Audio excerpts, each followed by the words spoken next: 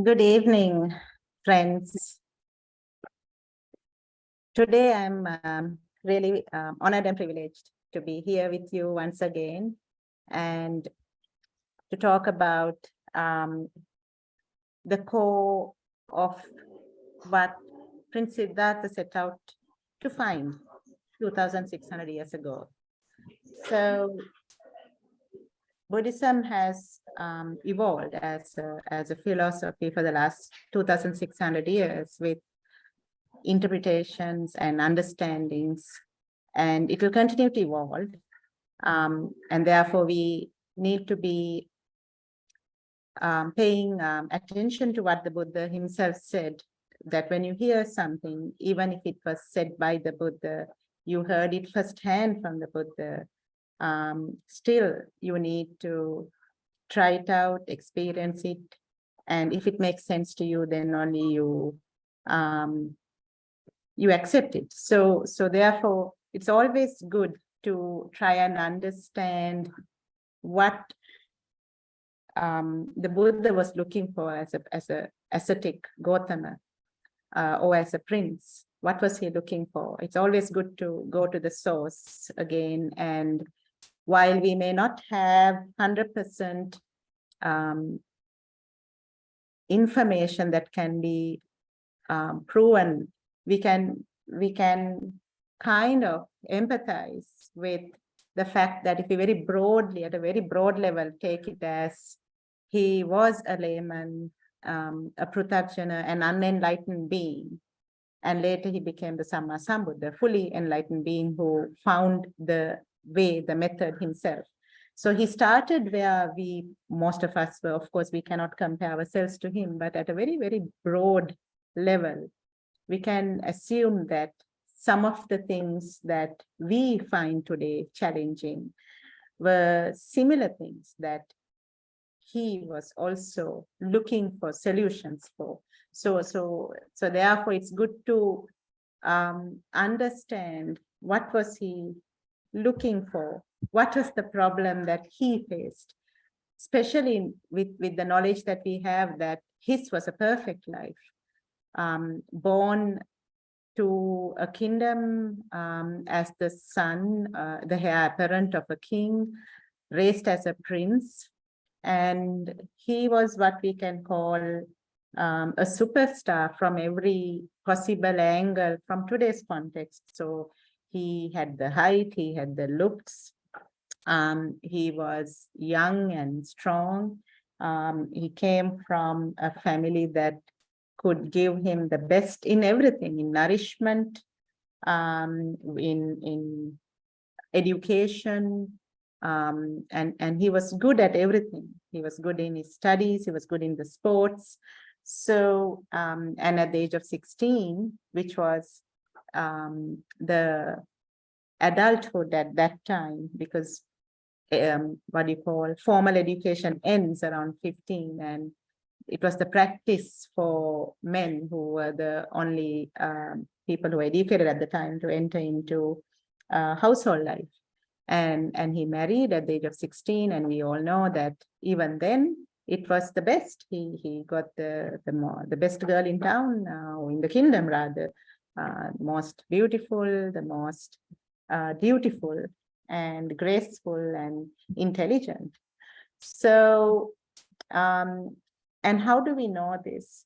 Well, the Buddha later on in various sutras would, from time to time, based on where it is relevant, refer to some of these, which gives us a glimpse of the life he led. And in some of the sutras, he sometimes tells the monks that my father built me 3 palaces, 3 mansions, palaces to suit the 3 seasons of the time. So what we can think is, in today's context, if we just think about what are we looking for and what did he have at that time. So he had the power, he had the wealth, he had the looks, he had the youthful vigor, and he had everything going for him. So then why did he leave? What was the problem? What was missing? What was he looking for? And if we for a moment, sorry, sometimes this gets stuck, which is, if we for a moment just think about how we see life, and just assume that perhaps that was how life was seen back then as well. I'm just waiting for this to load. Okay, there we go. There we go. If you look at it from how we live, right? And if you break it into years of 10, buckets of 10 years, every 10 years, if you just break it up and assume that you are going to live till 100 as an assumption. We know that initially, if you take an infant is crying most of the time, so it can't be comfortable, right? Then if you look at the first 10 years, there's such a lot of growth taking place that can't be comfortable. And as a teenager, a lot of hormonal changes are going on. So the growing up blues.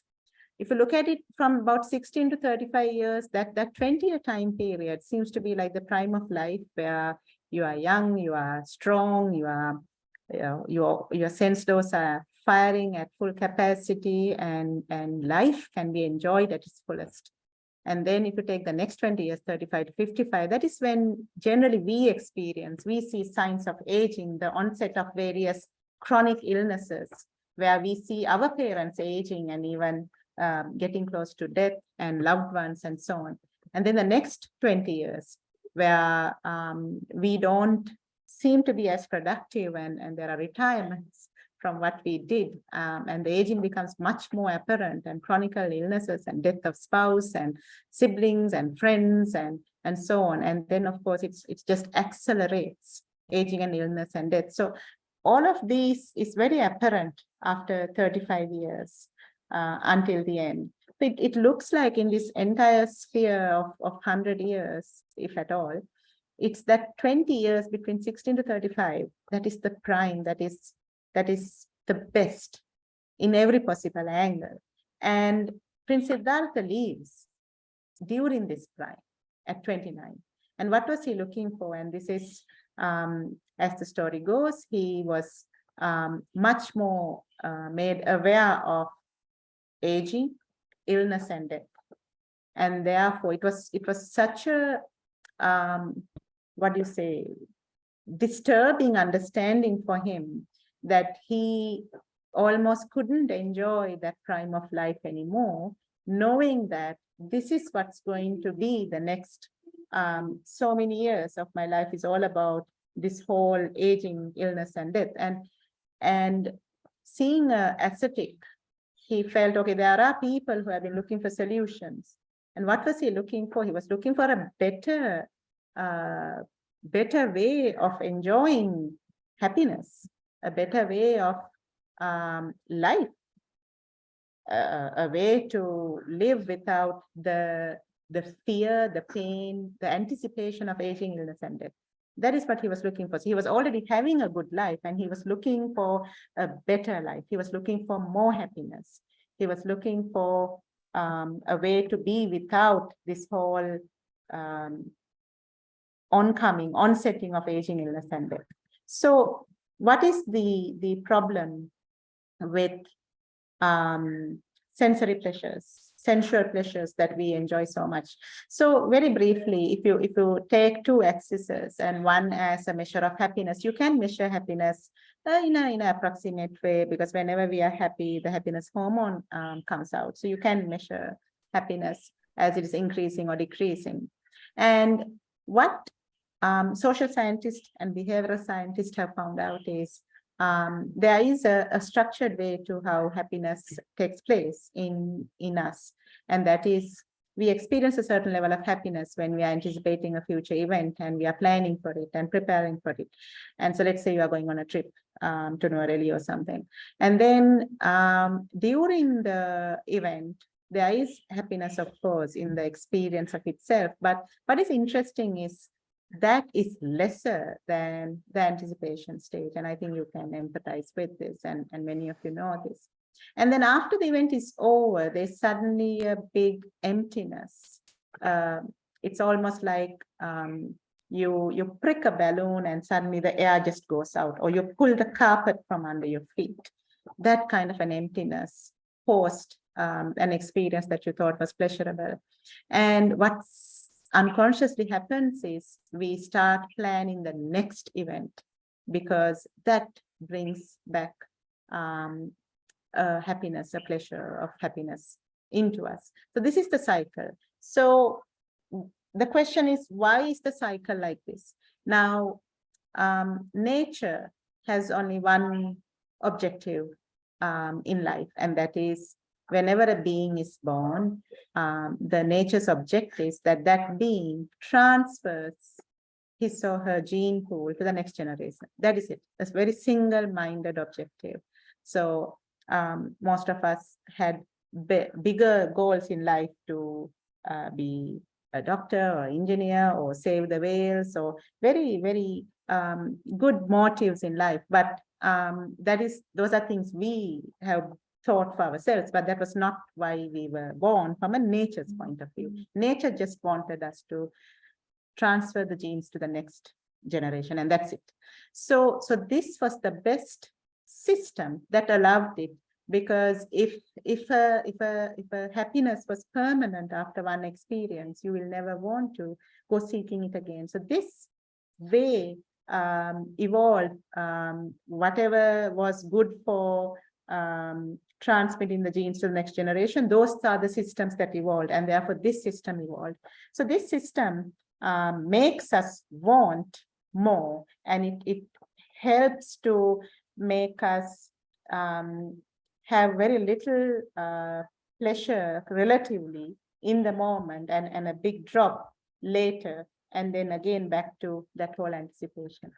And there is another problem with sensual pleasures, and this is not, think of it in broad sense. So if you think of the joy of having a child, right? Now, in order to have that joy, you have to find a partner, and it's quite a long process of getting to having a child and enjoying that child.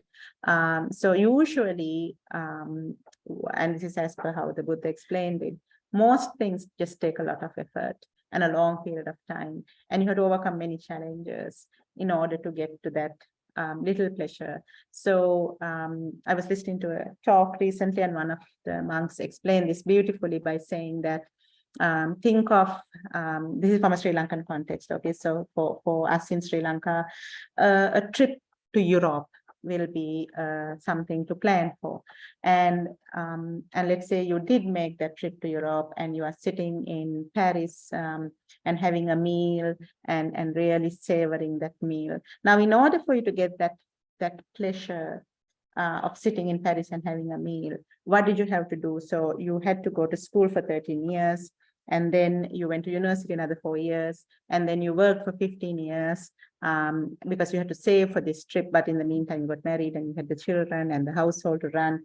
So after so many years, you made it to this moment where you can sit in Paris and have that meal. And that is what this is referred to. That most of the things we are pursuing are things like that.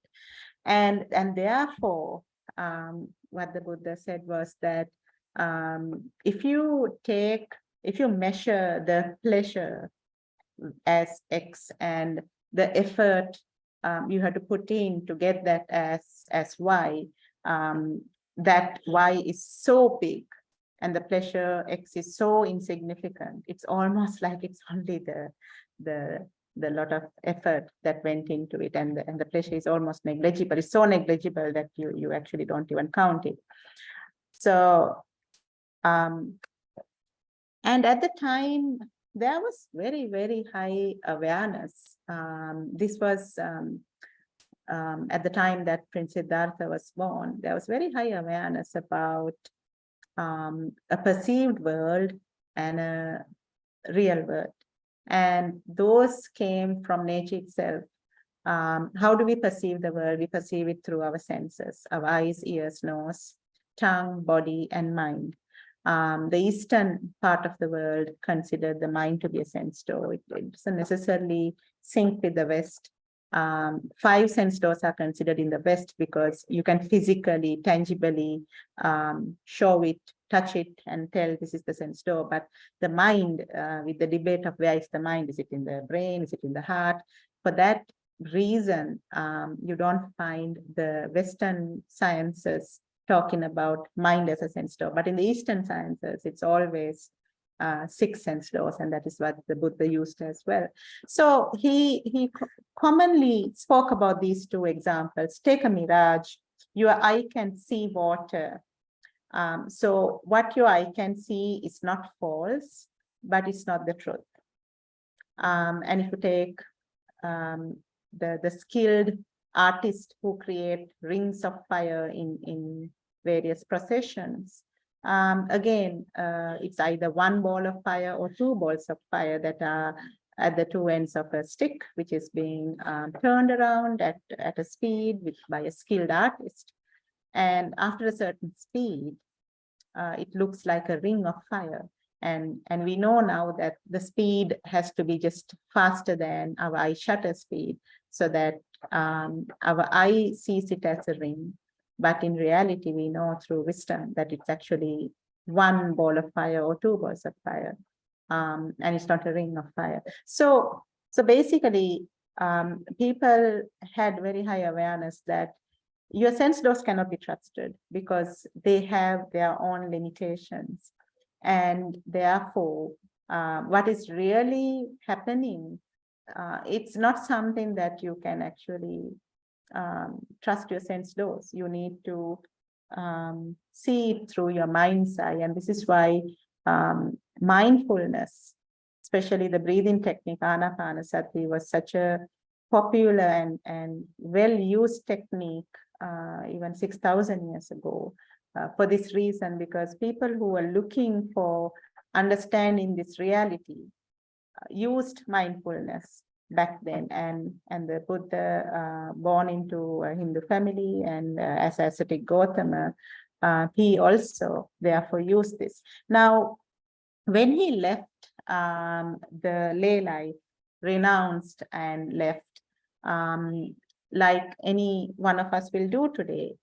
If we are trying to learn something, the first thing we do is we ask friends and we ask others who know about that subject, who is the best person to learn from, and that is probably what he did. So therefore we know that he went to 2 of the best teachers of the land at the time, Alarakalam and Uddakaramputta, and they taught him what they knew at the time. And what did they know? So they excelled at mindfulness. They could go into very, very deep states of concentration. And given that ascetic Gautama had many, many prior births of practice in this, he very quickly learned what others took years or a lifetime to master. And very quickly he learned what the masters could teach him, the maximum the masters could teach him. And he experienced these long blissful states of high concentration, which we call jhana. And what these 2 teachers believed was what Hindus believed at the time. That is, if you die when you are in a deep meditative state, or when you are in a jhana, if you pass away, you will get born into a place which is permanent, has permanent bliss. Now, for ascetic Gautama, who had a very logical reasoning mind, not that the others didn't, but the simple logic was, if you are born to anything, then it happens that you'll probably die, which means it ends somewhere. So he felt that then this couldn't be the end result. Also, what was he looking for? He was looking for life, a blissful life that was better than what he was experiencing in the palace, where he was not going to be worried at all about growing old, falling sick, and dying. And what he realized was, when he was in these high states of concentration, he was not worried about growing old, falling sick or dying. But when he comes out of it, it's all back there. So then he realized that this was a temporary solution. It was not a permanent solution. And he felt that then it's probably not discovered in the world. And that is where, when I said that if we can compare with ourselves with him to like a very, very little bit, where it becomes incomparable is where when he decides that then I need to find out the rest of it. This is all that the world knows right now, and it hasn't solved the problem of us fearing and not liking aging, sickness, and death. And he was looking for a solution to that.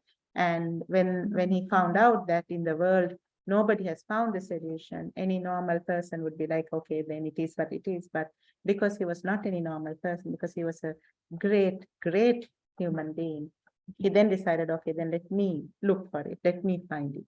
And that is what he did. So given that, so at the time people did understand, people did get that sensual pleasure seeking was not the way for permanent bliss, for the reason that I showed before, that the real pleasure is coming not from the experience itself, but from the anticipation, and it's designed to give you an emptiness after the event, forcing you to go into the next anticipation, and this will be one life of yearning again and again and again and again with no stopping. It's just going to make you exhausted because nothing is going to give you that happiness. You're just going to keep looking for it all your life.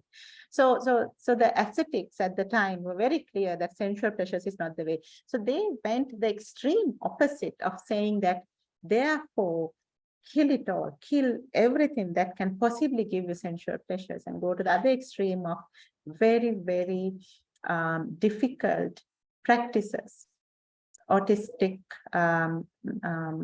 practices that that is what we know for 6 years ascetic Gautama did, and so much so he abandoned it only when he was so close to death.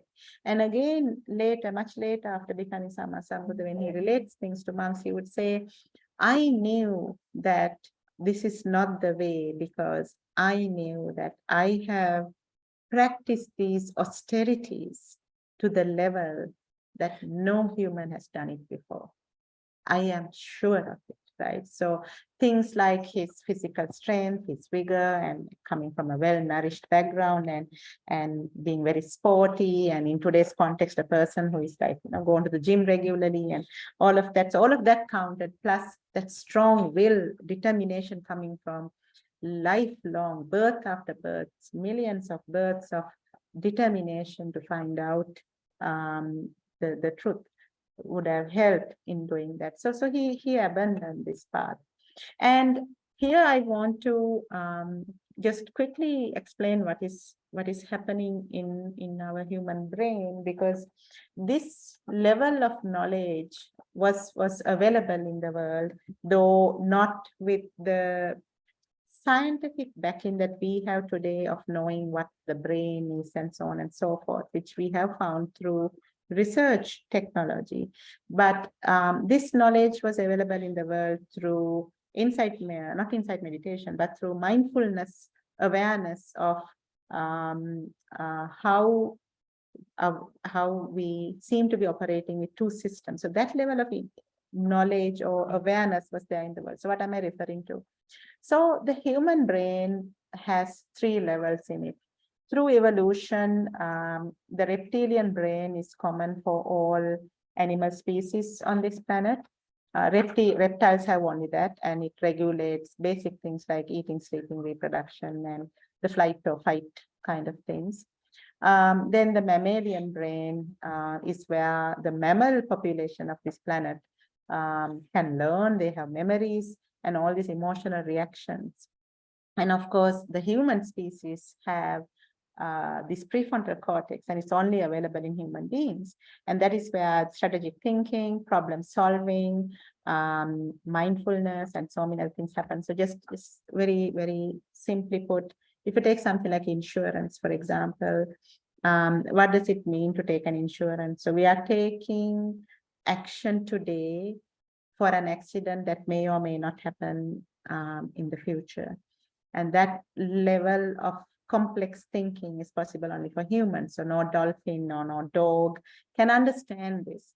Right? So that is what the prefrontal cortex can do. And if you take mindfulness, so a monkey will find it very hard to be mindful, because you need this evolved brain to be mindful. And this is why the Buddha said only a human can do this. The enlightenment needs to get enlightened, you need mindfulness, you need awareness, and only a human being is capable of doing that. So what is going on if we have this evolved brain and we have two other brains that are similar to what the rest of the animal kingdom has? What is happening here? So think of it like two systems. When we are born, we are wired to the default base system 1, which is common in animals and humans. And that is the flight and fight, reptilian part of it, and the emotional reactions that the mammals have. And this is why you would see that most often human behavior and animal behavior are quite similar. So take, for example, if a dog is annoyed, what would the dog do? The dog will bark or bite. When a human is annoyed, what will the human do? Often the human will scold, or sometimes be tempted to hit, right? So bark, bite, scold, hit. This is the system 1, where some stimulus comes from the environment to our eyes or the ears or the nose or the tongue or the body, or some thought comes in, and there is an emotional trigger which we then react emotionally for it. Now, think of a 2-year-old. A 2-year-old, when this 2-year-old is irritable, the 2-year-old will scratch and scream and kick and roll on the floor and what we call go into a tantrum. Think of a 22-year-old.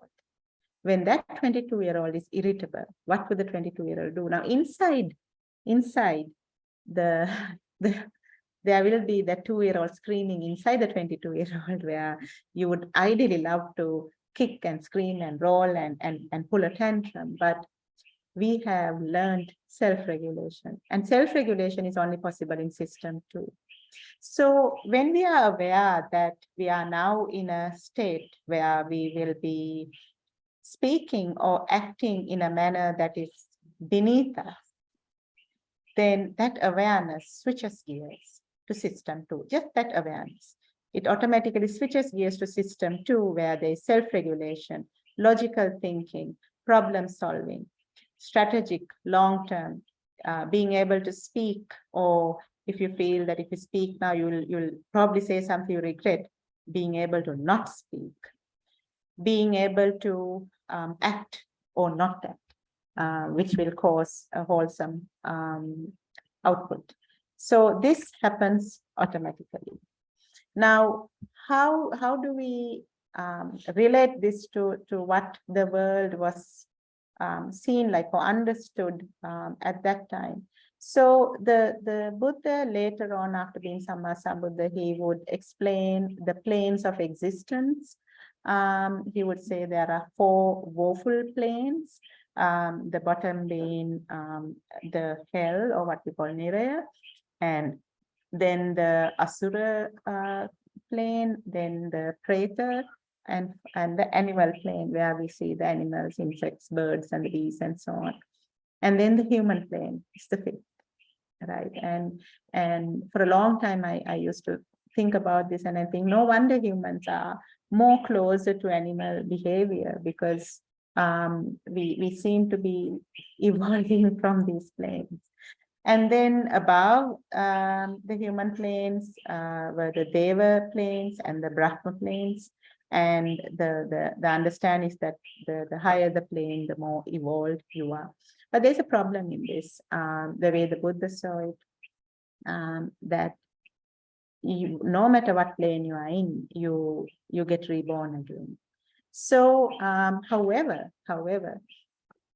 he saw that people can live a really good, wholesome life and experience bliss, if not permanent, it's not permanent, but at least experience bliss more if they try to cultivate cultivate their thinking and shape their thinking in a way that it feels like they are in the Brahma level. So he spoke about the 4 Brahma Viharas. He said, if you can cultivate loving kindness, which is metta, if you can cultivate compassion when you see others in pain or suffering, which is karuna, if you can cultivate altruistic joy, that is when the normal reaction when you see somebody else success or achievements is to feel a bit of a jealousy. But if you can cultivate altruistic joy to bless them in their good performance and so on, and if you can cultivate equanimity, and that is to look at experiences, because life is a series of experiences, and look at those experiences and say that there's really nothing good, bad, right, or wrong in this, because it's in that judgment that we create all the issues to ourselves. If something is good or bad or right or wrong, it shapes how we think, speak, and behave. And if you just look at it as it's just another experience, that whole equanimity then helps to be not moved by it.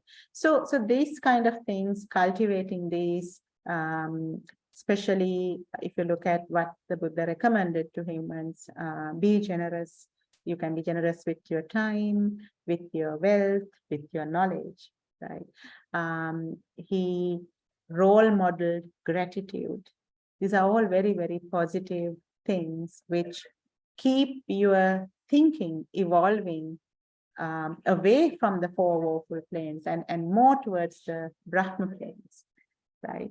And also he said that even though some people are born as humans and have the brain for logical thinking and so on, they just go a journey where increasingly they are less sensitive to the moral compass we all have, which helps us to regulate ourselves, and more they behave like animals, and that you can kind of assume that they haven't really evolved out of it, and they are probably stuck in those planes and keep going back to those planes, getting stuck in it. Now the problem is this. Now for 6,000 years, and even at the time Ascetic Gautama was there, the belief was that Brahma, reaching the Brahma is the ultimate goal. They saw that the Brahma plane as enlightenment. They felt that getting there, because in deep concentrated states of meditation, they felt that bliss. And in those deep concentrated jhana states, they could see, or they were aware of these planes, and they felt that was the final destination. Now, and the Buddha, what it was he experienced it, and he saw that yes, it's true, it's blissful, it's certainly blissful, and when you are in that, you don't have the problems that you have had before. But once you come out of it, the problems are still there. So that is why he felt that there has to be something else. And then for 6 years, he was trying very serious austerities, and he found that he cannot progress beyond this. It was just keeping him stuck in this. And then he thought, okay, then there has to be another way. There has to be another way. And that is when he thought, okay, rather than use my deep concentrated meditation states to feel this bliss and this experience, why don't I use it to penetrate and really look at what is exactly going on in this mind and body. So if you look at an example, or rather a metaphor here, but it's like a torch. Of course, it's not a metaphor from it's more of a metaphor from our time. So if you think of a torch, there's a reflector in a flashlight, in a torch, and without the reflector, the light of the torch is scattered. When you put the reflector brings all the scattered rays into one powerful beam. And that powerful beam, when you shine it into a dark room, that powerful beam can cut through the darkness and let you see what you want to see. So similarly, the way the Buddha saw it, usually our mind is scattered, but through concentration, especially meditations like Anapanasati, when you bring the mind to a concentrated focus, it's like a very powerful light beam that cuts through the darkness of ignorance and shines the light on what's really happening. So this is what he used. So he said, okay, let me start with what I know. And this is the beauty of it, because always when you are stuck, the advice is start with what you know. Start from where you know, and then let's see where it takes you. So he started, so he abandoned the severe austerities, and he started taking some meals and getting his strength. And one day he sat down and he actually felt he was very, very close to cracking this. And that was where he made this determination. I know that I'm very close and I'm not going to get up from this seat until I really figure this out. And that was the night or the morning that he got enlightened.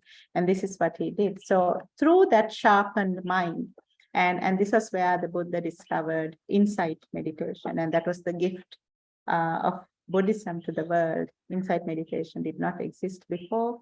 What we call Darshana or Vipassana, that is knowing that your senses are showing you a very limited scope of what's happening, using a concentrated, well-concentrated mind to really penetrate into what is happening in your body and what is happening in your mind.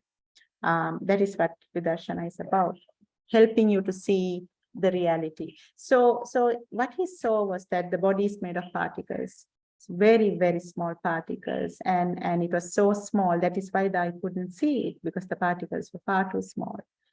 And they were too fast in the way they were changing. So now what are these particles? Now this was 2,600 years ago.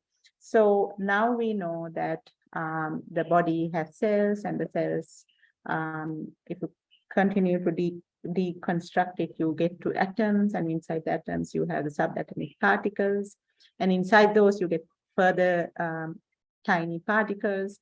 So we don't know, or rather at least I don't know, what the Buddha saw back then and what science has discovered now, whether it was the same thing or whether the Buddha saw something that some particles that science has still not seen, because it's all about how you split the atom and then how you split the subatomic particles, and everything has its own timeline. So, but if you keep that aside, it's the conclusion is that the body is made of particles that are very small.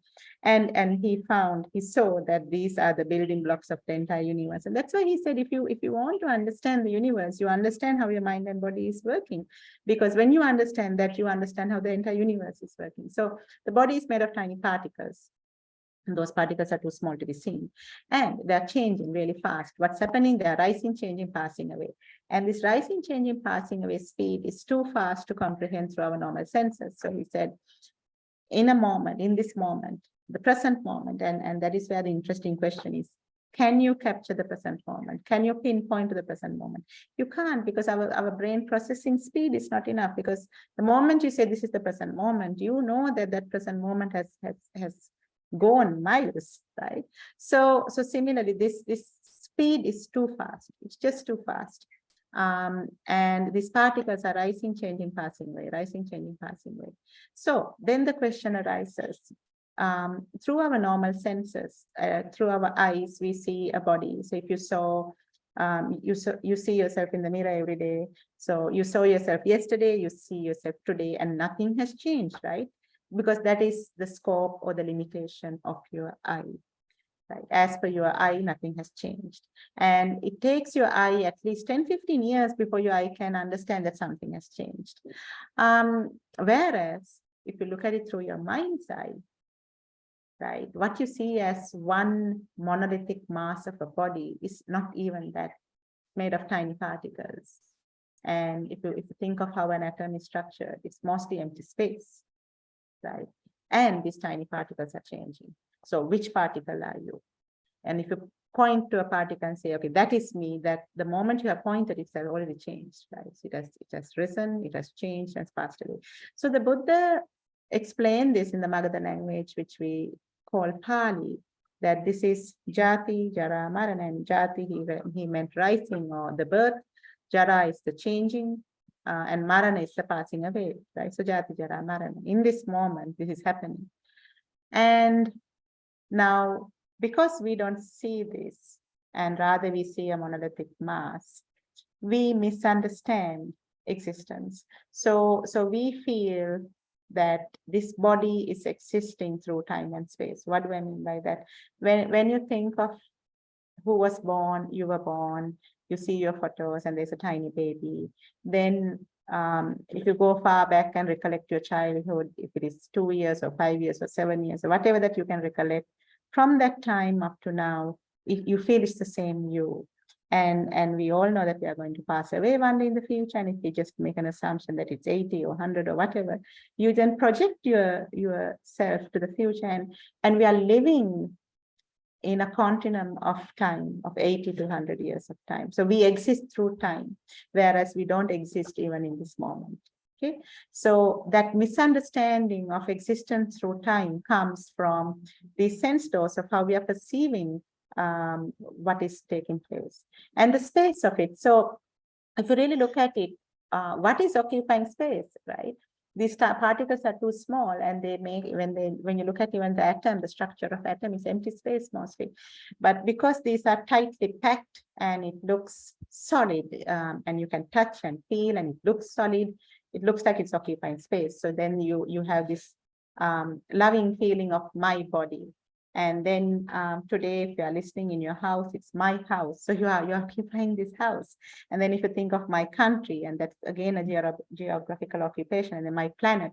So we are happily existing through time, and we are occupying space. And then when the Buddha looked at the mind, the consciousness, he could see that is even faster. It's so fast. It's only rising and falling. There's no change. It's just rises, falls, rising, fall, rising and fall, rising and falling. And this is happening at such a rapid rate. And he saw that what we see as a mind or perceive as a mind is actually it's what he said is Rupa Vedana Sanya Sankara Vijnana, which is form, sensations, perceptions, reactions, and consciousness. So, and then he realized that, okay, so who am I? I am a combination of this body and this consciousness. And I perceive it through the senses, that there is a me, there's a myself, there's a I.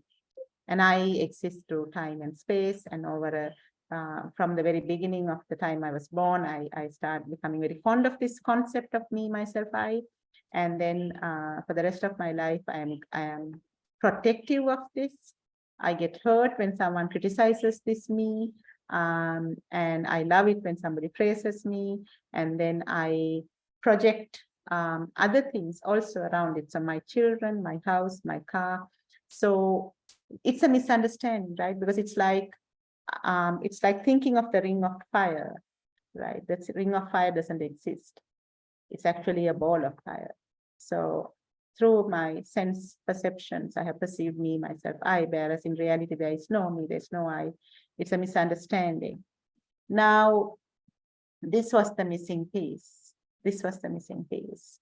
The moment the Buddha saw through this, saw it firsthand through his mind's eye, experiential wisdom.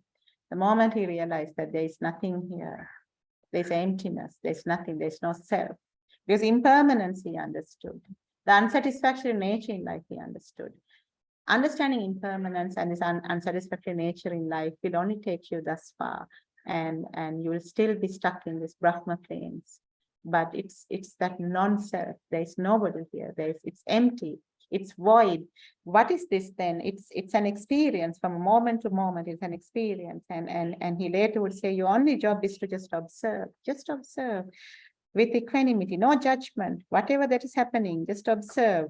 What you can see, it's only light, colors, shades, shapes. What you can hear is just a sound wave, right? But if you start putting a judgment into it, that this is right, this is wrong, this is good, this is bad, then you get attached to it. You get attached to what you like, which is what he called global desires. You like and you try to repel what you don't like, which is aversion, dvesha. And there are things I like, there are things I dislike. And the problem is because I identify with the I, which is ignorance. So lobha, dvesha, moha, and that is what he understood. So as long as you have the I, the feeling of I, this is going to continue. So this is why he was called a Buddha, because he awakened from this dream of existence. So what he said to all Pratyakshanas is, you have misunderstood this. You have misunderstood because you are trusting what your eyes, ears, nose, tongue, body, and thoughts, or the basic level of mind is telling you. This combination is misleading you. And on top of it, you are stuck in this system one. The system one is, what do you say, dependent, 100% dependent on your sense doors. So system one is 100% dependent on the sense doors. It makes you feel like this is real, and therefore I exist through time and space. But you know a system two, you have your entire life, you have accessed it. You have accessed it when you need it. So when you need to regulate yourself, when you need to show up as the person you are, when you want to be wholesome, holistic, you have accessed it. Also, it can be cultivated. Whenever you are being loving and kind and compassionate, and generous and showing gratitude, the system is always getting overridden, changing gears. And one day, it's a permanent override. And that is when you tap into this blissful state in a permanent basis. And that requires you really understanding that there is no me, myself, I. And he found the solution, because if there is no me, myself, I, in a way that we understand it now, because now we have understood it as a existence. And the reality is there is no existence. If there is no existence, then who is there to grow old? Who is there to get sick? And who is there to die? So he found what he was looking for. And that is what makes him so great. And initially he had doubts whether he should even talk about this, because what he felt was people are so much into sensual pleasures. It's like a river flowing down. And if I go and now tell people that this is all not really true, and this is not useful, this is not valuable, and what you see is not true, what you hear is not true, it's just sounds and sound waves, it's just shapes and colors, and you are making up the story in your mind. He felt that nobody is going to want to listen or want to practice. But then later he was convinced that no, there are many people who are very close to understanding this, and for their sake to say this. And then for the next 45 years, that is what he did. So what do we do now? Now, if we were there at the time of the Buddha, we'll be so fortunate, because he was one of the greatest teachers. He will then understand your psychology, your personality, and he will prescribe you something that maybe it is to take a white piece of cloth and just caress it, saying Rajo Harang, Rajo Harang, Rajo Harang, and you'll get to enlightenment. Or maybe it is by a few utterances, knowing that that is enough to help your already matured wisdom, mind, to figure the rest out. But since we don't have such a teacher, then we have to depend on common practices, and that is what we do now. So we have Anapanasati, Metta meditation, Buddhanusati, and so on, to help us to feel calm and get a little bit concentrated, and even walking meditation. And then we know the Satara Satipatthana, which is Kaya-nupassana, Vedana-nupassana, Chitta-nupassana, Dhamma-nupassana, which is the Vipassana practice. So the Noble Eightfold Path, it's about having the right discipline, sila, having the right concentration, and cultivating the wisdom to see what really is happening. And what is really happening, what we see as an existence, there is no self. So what we see as nitya or permanent is actually atta, impermanent. It's a non-self. What we see as not changing, because we see the body yesterday in the mirror, we see the body today in the mirror, and it hasn't changed at all. But such a lot of impermanent change is happening inside. And what we see as a pleasure-filled life is actually not pleasurable at all when you really examine it closely.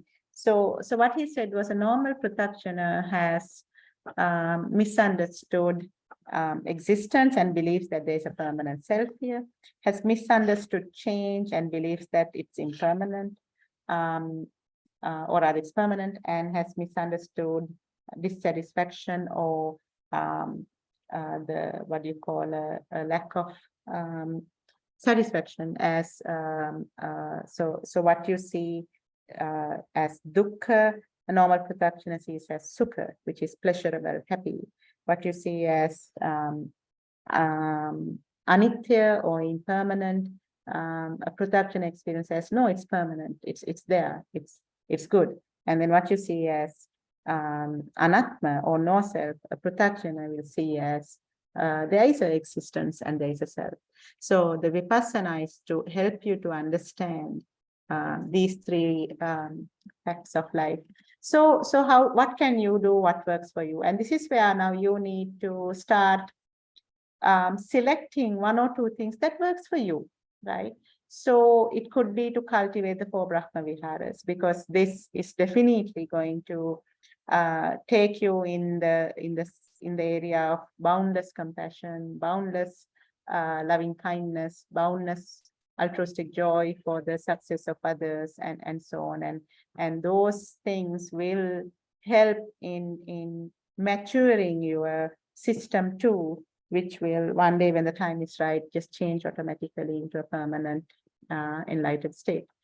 Cultivating mindfulness awareness as a daily practice. So there is a formal way of doing this and there's an informal way. The formal way is to sit down every day and say, okay, I'll do it for 5 minutes and then make it 20 minutes and then make it 1 hour. So my teachers, Venerable Homagama used to say, start with 5 minutes, build it up to 20 minutes. But ideally, if you can get to a practice where you practice 1 hour in the morning and 1 hour in the evening, then I would say that your formal practice is very good.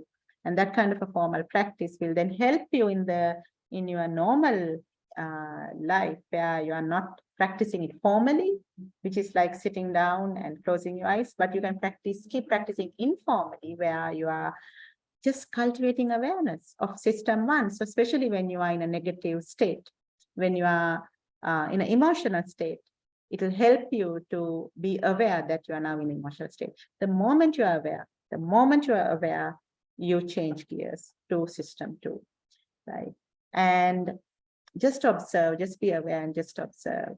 And you will very soon be observing how you can see system 1 and system 2 both together. And doing this again and again will just make you so habitually perfect in it that one day when you change gears or when you override the system, it will be a permanent override. And this is why, and this is observing this is a Chittanupassana. The Vedananupassana is where the whole sensations also help you to do it. And then there's the Kayanupassana and the Dhammanupassana. And this is why he said, Vidarshana is not something to stop after your formal meditation. It's something to do when you are walking, when you are cooking, when you are driving. Of course, you can say when you're driving, when you are just going about in your day-to-day life, it is something to be just aware. It's a state of awareness. And of course, listening to Dhamma talks, but this is not just listening to Dhamma talks. It's always keep that end in mind. Dhamma talks that makes you feel inspired to continue with the practice or feel inspired to start a daily practice. Those are the Dhamma talks that you need to listen to. And certainly you need good friends who encourage you to stay the path and practice. So let us practice this for 10 minutes or so. And this is what the great Master Ajahn Chah would say, that he's referring to, of course, your mind. Right. And a lot of times people ask, how can you say that the mind is not me? Are the thoughts not mine? And then the answer is this. If the mind is you and if the thoughts are you, why would you invite a thought of anger to come in? Why would you invite a thought of anxiety to come in? Why would you invite a feeling of depression to come in? If this is yours, you would not let any of those things to come in if this is yours. These things come in uninvited because it's not yours. These things come in uninvited because the mind is just a sense door and something just triggered it. Sometimes you might know why you're angry, sometimes you will not know why you're angry. And the Buddha said, after a point, don't even look for what triggered it, because that is not important. What is important is, now that it's triggered, are you aware of it? And can you just observe it, doing nothing? And that is what Venerable Ajahn Chah is saying here. Go into a room, sit in the center, open the doors and windows and see who comes to visit. You will witness all kinds of scenes and actions and temptations and stories, everything imaginable. Your only job is to sit and observe. And if you start practicing like this, to sit and observe, you will see it rising and pass. You will see it rising and pass. And with time, you'll understand that that is it. That is all that is there. Things are just rising and passing away. So let us therefore practice. And I will give you a short instruction on how to do this. So sit comfortably wherever you are and close your eyes gently. Dr. Manori, can we practice for 10 minutes? Is that okay? Yeah, I think 10 minutes is fine.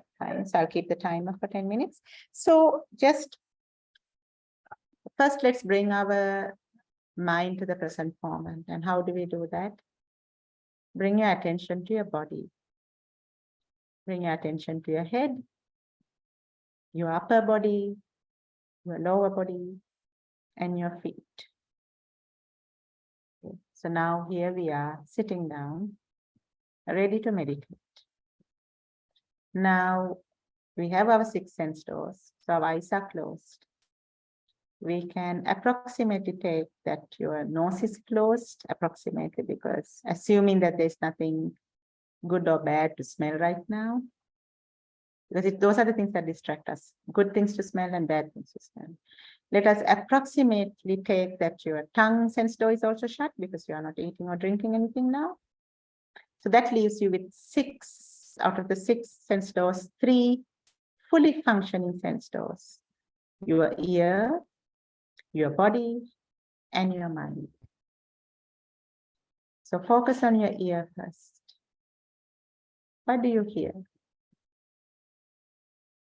Whatever you are hearing, is there some subtle liking towards it? Very subtle. Whatever you are hearing, is there some subtle dislike to it? It is possible you are feeling neutral towards it. And this neutral feeling is not necessarily a feeling of equanimity.